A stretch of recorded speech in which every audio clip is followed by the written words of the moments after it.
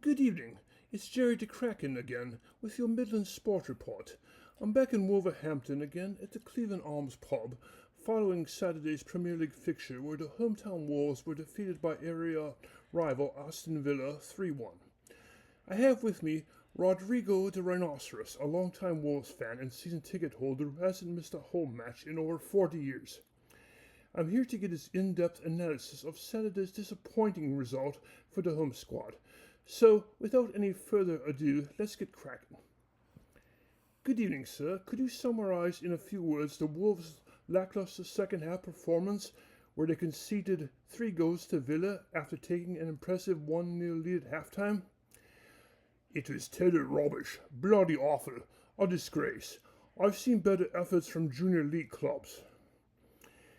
Anything the squad needs to change to prepare for this Saturday's even more challenging fixture against third-place Liverpool? I would personally bench the whole bloody lot of them, but I believe implementing a back five defense would certainly tighten things up and prevent breakaways by the opposition, keeping the score low as we can't seem to score much ourselves. There also needs to be more substitutions as the first team lads tire up at mid-second half. Any significant changes in the lineup you would like to see implemented? Yes, but they wouldn't listen to me if I suggested them. I don't want to name any names. Some of them may be watching right now and could be quite offended by any negative comments. I can respect that.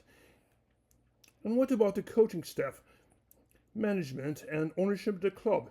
Any major changes or shake-ups you'd like to see with regards to them? Yes, but you're getting a wee bit too bloody personal now.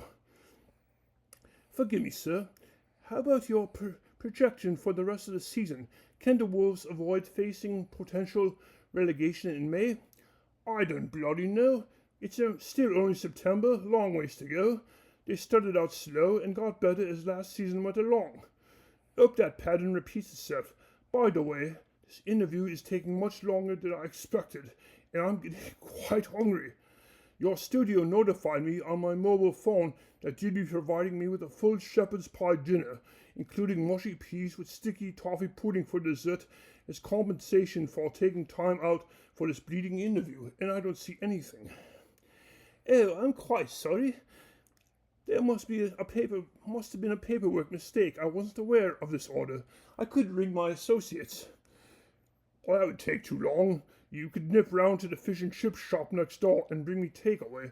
Or if that's too much, how about just a bag of crisp or a chocolate bar then? No, I'm sorry, sir. I wasn't supplied with food items of any sort.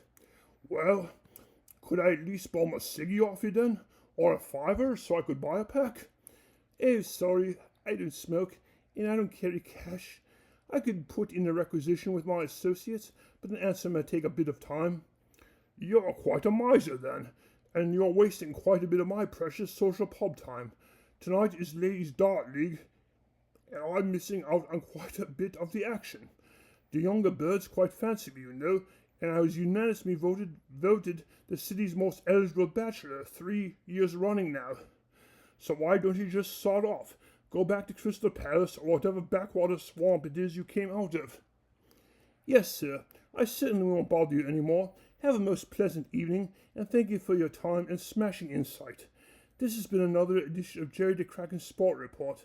Now back to News at 11 on BBC 5.